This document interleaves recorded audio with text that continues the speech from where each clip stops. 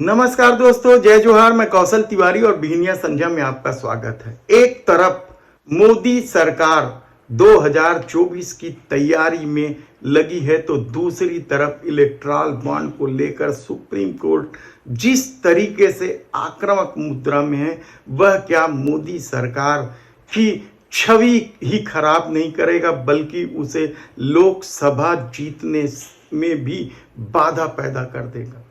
यह बेहद ही महत्वपूर्ण सवाल इसलिए क्योंकि इस दौर में जब आप सोशल मीडिया में देखें तो हैरान हो जाएंगे कि किस किस तरीके से लोगों का गुस्सा बाहर आ रहा है।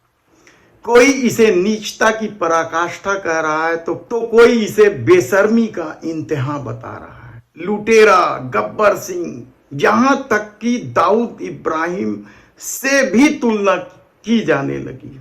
यानी परिस्थितियां कितनी विकट होते जा रही है और लोकसभा चुनाव की लड़ाई किस तरीके से जंग में तब्दील होता जा रहा है, इसकी कल्पना करना बेहद कठिन होता जा रहा है।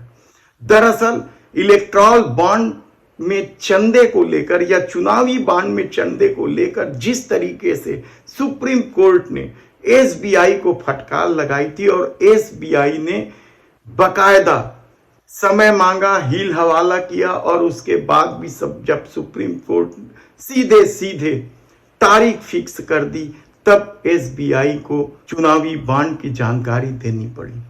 लेकिन हैरानी की बात तो यह है कि एसबीआई के प्रमुख को इस बात का भी खौफ नहीं है कि उसके इस आधे अधूरे जानकारी से सुप्रीम कोर्ट क्या करने वाली।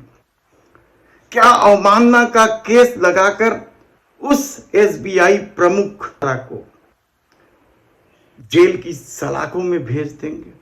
लेकिन एक तरफ जब शायद सत्ता का खौफ हो तब सुप्रीम कोर्ट के खौफ की परवाह किसे है। और शायद यही वजह है कि एसबीआई ने बताया था कि 22,217 बॉन्ड बेचे गए हैं। लेकिन जब सूची दी गई तो या जानकारी दी गई तो 18,871 चुनावी बॉन्ड की ही जानकारी दी गई। यानी अभी भी 3,346 बॉन्ड जिसकी कोई जानकारी नहीं दी गई। और इसी मामले को लेकर जब मामला सुप्रीम कोर्ट पहुंचा तो सुप्रीम कोर्ट आग बबूला हो गया कि आखिर एसबीआई किसे बचा रही है, क्यों छुपा रही है। क्या इस देश के प्रधानमंत्री को बचा रही है, पूरी भारतीय जनता पार्टी को बचा रही है, या विपक्ष के कोई बड़े नेता को बचा रही है, या फिर कोई बड़े उद्योगपति अडानी, अंबानी, कई नाम ले लें आप, किसको बचा रही है। यह सवाल इसलिए महत्वपूर्ण है क्योंकि जब सुप्रीम कोर्ट के फटकार के बाद एसबीआई ने जानकारी दी तो वह आधी अधूरी जानकारी थी। यानी आप सोच सकते हैं कि 3,500 चुनावी बॉन्ड की जानकारी ही नहीं दी गई। इतनी ताकत एसबीआई प्रमुख के पास कहां से आ गई कि वह सुप्रीम कोर्ट की बातों की अवहेलना कर रही है। कहां से आ गई ये ताकत, किस तरीके का खेल खेला जा रहा है। क्यों लोगों को जानकारी का हक नहीं है कि आखिर पैसा किस तरीके से किन किन क्षेत्रों से आया है और उन्हें किन किन पार्टियों ने खरीदा है। विदेश से संबंध रखने वाले लोगों से भी यदि भारतीय जनता पार्टी पर आरोप लग रहे हैं कि चंदा ले रहा है तो फिर क्या यह गंभीर सवाल नहीं है। और ऊपर से कल गृह मंत्री अमित शाह प्रेस के सामने आ गए और तर्क देने लगे, पुराने घोटालों का जिक्र करने लगे। लेकिन वे भूल गए कि चुनावी बॉन्ड योजना मोदी सरकार की योजना है। शायद वे ये बात भूल गए हैं कि सुप्रीम कोर्ट ने इसे असंवैधानिक कहा है। इस तरह का असंवैधानिक काम कौन किया है इससे पहले? कितने ही मामले हैं जब मोदी सरकार को सुप्रीम कोर्ट ने खड़े खड़े फटकार लगाई है, और कितने ही मामले हैं जब मोदी सरकार ने अपनी ताकत का इस्तेमाल करके लोगों की जानकारी से मामले को बाहर रखा। चाहे राफेल की कीमत हो या पेगासस की सच्चाई हो या नोटबंदी का मामला हो, जोशी मठ के दरकने का मामला हो, फेरिस्त है।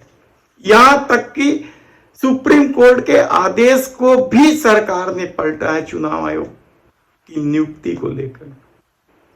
तब ऐसी परिस्थिति में एसबीआई बचा किसे रही और उसके पीछे किसकी ताकत? मामला जिस तरीके से खुलकर सामने आया उसके बाद तो पब्लिक डोमेन में वायरल हो रही है यह बात कि चंदा दो धंधा लो, भाजपा से बचना हो तो चंदा दे दो। भाजपा वॉशिंग मशीन बन गई है।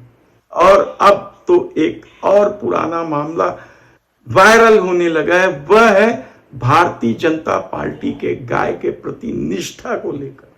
भारतीय जनता पार्टी के नेता गाय को गौ माता कहने से नहीं थकते हैं। वे से लेकर कई तरह के तर्क देते रहते हैं। दादरी कांड से लेकर कितने ही कांड हो गए हैं।